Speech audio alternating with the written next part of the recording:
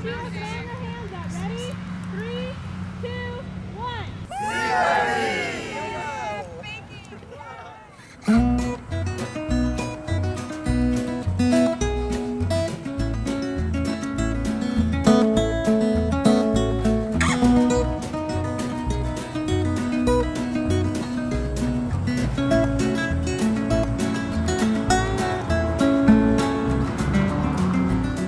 Communication for Development is at the heart of UNICEF's work and mandate.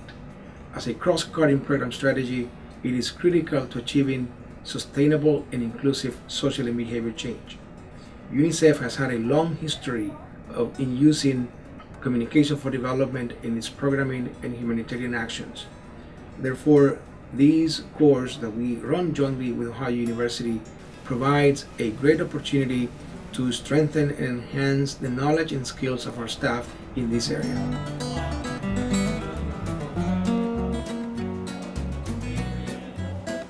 This Unicef-Ohio University course is a blended approach where we have a 13-week e-learning followed by a 2-week workshop. And within the workshop, the participants work with NGOs and projects on the ground to actually implement what they have learned. We hope to attract participants not just from the C4D and communication field, but also in the other sectors, including water and sanitation, monitoring and evaluation, health, nutrition, HIV/AIDS, and so on. So it's a course that is used for across the board as we try to implement the MTSB as well as reach the Millennium Development Goals with equity for children.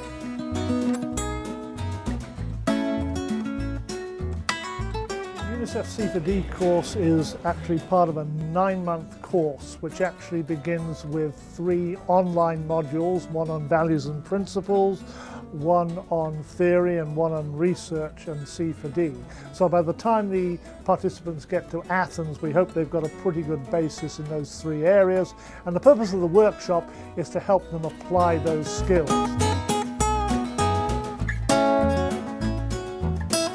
I think it's always nice when in an academic university context like Ohio University's, you have 50 practitioners from all over the world come and have an opportunity to interact with, some of us who are academics, who like to systematize, who like to do research, who like to codify. Of course, from a practitioner's perspective, they're always asking the question, how can I use it?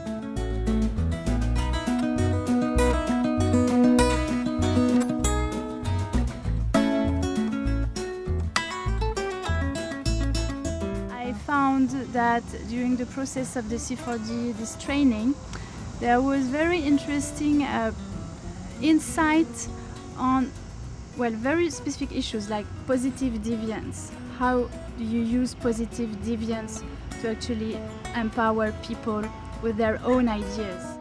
You may think that this is only for the communication guys. No. For instance, I'm a health specialist. I'm in the health field. One will think, what is this health guy doing here? But there is a lot of communication issues in health. As much as there are lots of communication issues, even in other areas, whether it's child protection, whether it's water and sanitation, whether it's education, lots. So therefore, I find this course very important for every member, every UNICEF staff member.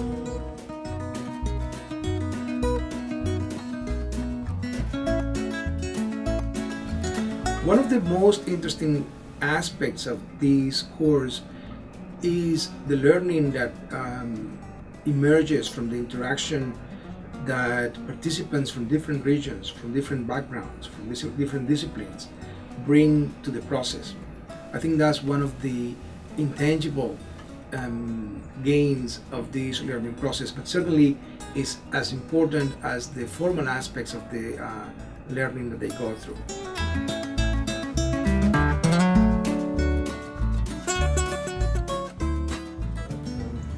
Well, I think it's a wonderful experience because it's a way of learning, a way of thinking about communication for development and social change.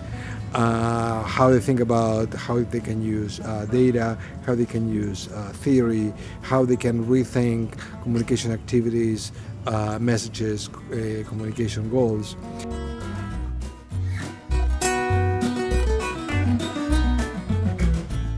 In this workshop, we're working with 6 service organizations in Appalachian, Ohio. So in the 2 weeks here, the teams are working through a process of conducting research and coming up with a communication strategy that we hope the organizations are going to be able to use not only in the short term, but as something of a roadmap for their future planning.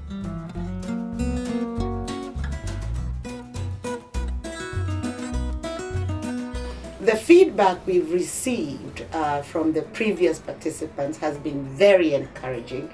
In particular, they have really appreciated the project approach where they work with NGOs and they can see actually how the learning comes to life.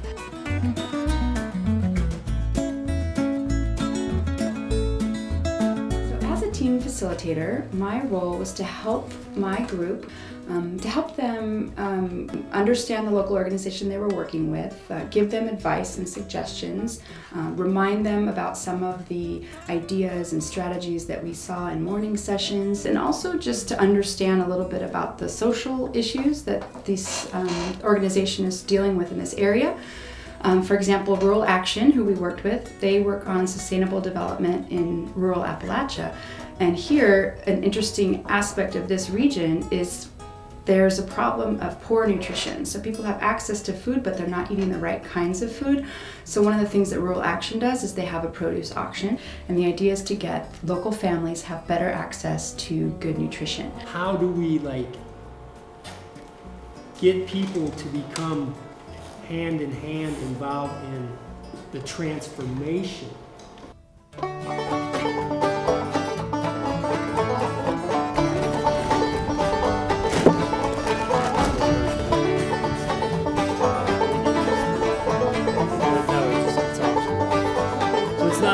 It's an auction.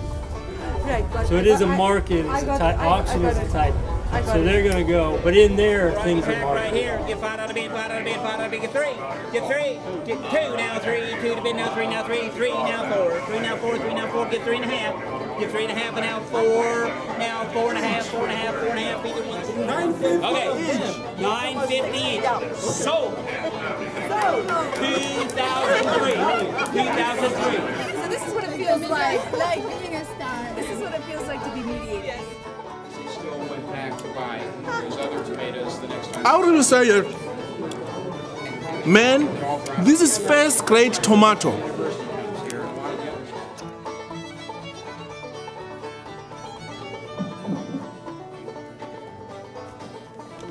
To see all the produce laid out, I mean, it's gorgeous. And to know that it's fresh, that you can pick this up and take it home and feed your family really tasty vegetables, you know, full of regular nutrients. Yeah, well, yesterday we had the focus group discussions with people from the local community. We wanted to get their opinions about this interesting initiative called Produce Auction, what they think about it, how they perceive it, why people are coming here to buy or sell their products.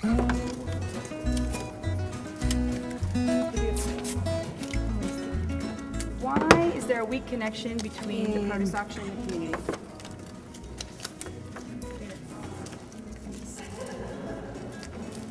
Causes. If you're done writing, hand them to me and I'll get them up. Say them out loud. Feel free to say them out loud so people aren't writing the same thing. There are few businesses there. What are the other causes? Why is there a weak connection?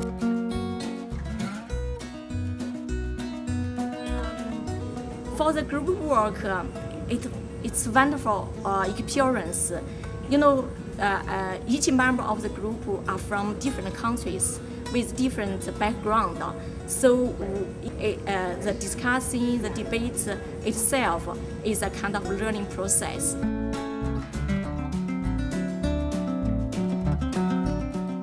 Yeah, in some instances Right. it's not. So that's why you can start with that and then move to the causes and then what are the reasons why they have poor communication? Right. Okay, so or the communication activities are not working.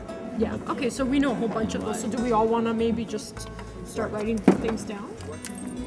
The issue that they deal with is not an issue which communities really feel is an issue. So I think the workshop has been an opportunity for them, and a lot of times they're in managerial positions and they're commissioning the research or they're commissioning the communication plan to other NGOs or to other consultants. So really this is an opportunity for them to learn for themselves, learn what they should watch out when they're commissioning work, and really get a hands-on experience of how to do research, how to, link theory with the work they're doing. Well, we came with our perspectives on what can be done or should be done to achieve the objectives that we have in the strategy.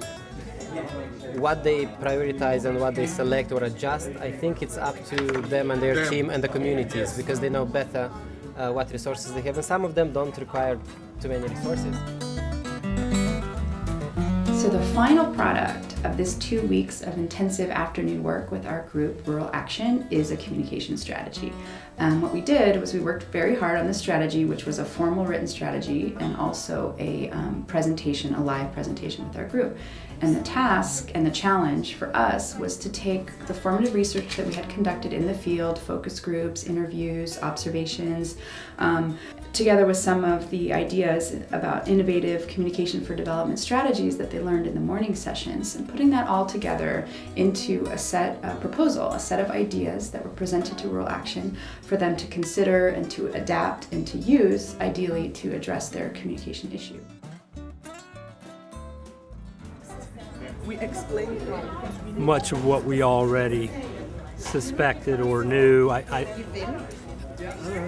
To see it in a very concise, laid out, professional manner was real helpful. I think this is very interesting experience from both the trainees and the trainers around this was really helpful to me, and I will apply not only in my professional work, but also in my personal life. It was a really, really exciting workshop. We got to meet people from various parts of the world, share our experiences with them, and most exciting of all, learn from them and learn what people are doing all across the globe and the incredible work that's going on in C4D. In addition, the other thing that participants have really liked is the support they get from Ohio University after the course. This is one of a kind learning approaches that we're now using, where we say that one of the best ways to learn is to have a blended approach where you have an online to get the knowledge, you have a skill-based application, that would be the workshop, and then the follow-up where you are actually learning on the job.